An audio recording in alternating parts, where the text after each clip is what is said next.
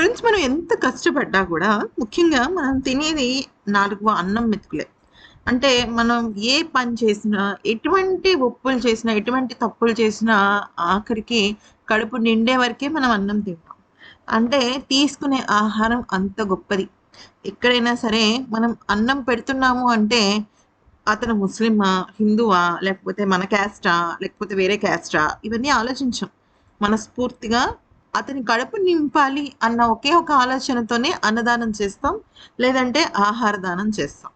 ఇప్పుడు ఎక్కడైనా ఏదన్నా కష్టం వచ్చిందనుకోండి, అయ్యో పాపం వాళ్ళు తిన్నారో లేదో అని అనుకుంటాం గానీ, వాళ్ళు ఏ మతానికి చెందిన వాళ్ళు, ఏ జాతికి చెందిన వాళ్ళు అని మనం ఆలోచించం. కానీ కొన్ని కొన్ని సంఘటనలు ఇలాంటివి చోటు చేసుకుంటూ ఉంటాయి. అవి చాలా అంటే చాలా తీవ్ర రూపంలో కనిపిస్తుంటాయి. మనం గనక గమనించినట్టయితే, ఇక్కడ మీరు చూస్తున్న ఈ ఫుటేజ్‌కి సంబంధించి ఉత్తరప్రదేశ్‌లో జరిగింది ఈ సంఘటన. చాలా అంటే చాలా వింత సంఘటన అని చెప్పాలి. అయితే రాముల వారి గుడి దగ్గర కొంతమంది అన్నదాన కార్యక్రమం ఏర్పాటు చేశారు. అందరూ చక్కగా వచ్చి భోజన పళ్ళెం తీసుకొచ్చి ఆహారం తీసుకుంటున్నారు.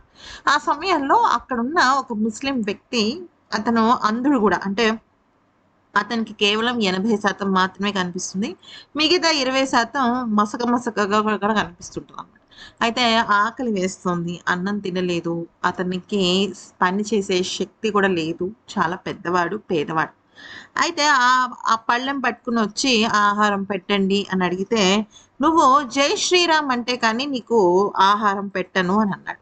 అయితే పాపం అతను గుడ్డివాడైనప్పటికీ ఆకలి బాధ తనలో చాలా అలమటిచ్చేస్తుంది. సరే ఖచ్చితంగా నేనంటానండి అని జై శ్రీరామ్ అని అన్నాడు. అయితే అన్న తర్వాతైనా ఆహారం పెట్టలేదు. మళ్ళీ అనిపించాడు. మళ్ళీ అనిపించాలి. జై శ్రీరామ్ అని గట్టిగా చెప్పు, గట్టిగా చెప్పు అని అనడం అయితే జరిగింది. అయితే ఏ రాముడు కూడా నా పేరు చెప్తే గాని అన్నం పెట్టొద్దు అని ఏ ఒక్క భక్తుడికి చెప్పడు. అన్నదానం చేస్తున్నాము అంటేనే మనలో ఎంతో కొంత అవతల వాళ్ళ ఆకలి తీర్చాలి. అది దేవుడి పేరు మీద తీర్చాలి అన్న ఒక సంకల్పం ఉన్నట్టే.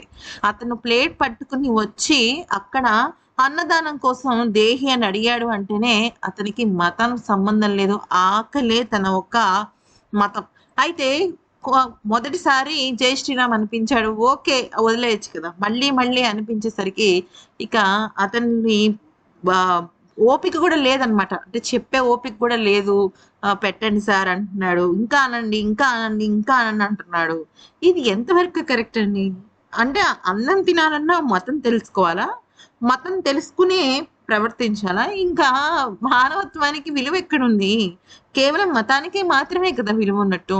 అయితే ఇంక అతను ఇన్ని సార్లు తన ఒక్క మనస్సాక్షిని చంపుకోలేక మీరు పెట్టింది చాలని చెప్పి అక్కడి నుంచి వెళ్ళిపోయాడు. ఎప్పుడైనా సరే తినే ఆహారానికి విలువివ్వాలి. ఆకలికి ఒక విలువివ్వాలి. ఇది మతం కన్నా గొప్పది. నిజం చెప్పాలంటే మానవత్వం దైవత్వం కన్నా గొప్పది. ఆ పట్టెడు మెతుకులు పెట్టలేని మానవత్వం ఎక్కడుందక్కడ? ఇతను అన్న దానం చేసినా చేయకపోయినా ఒకటే కదా!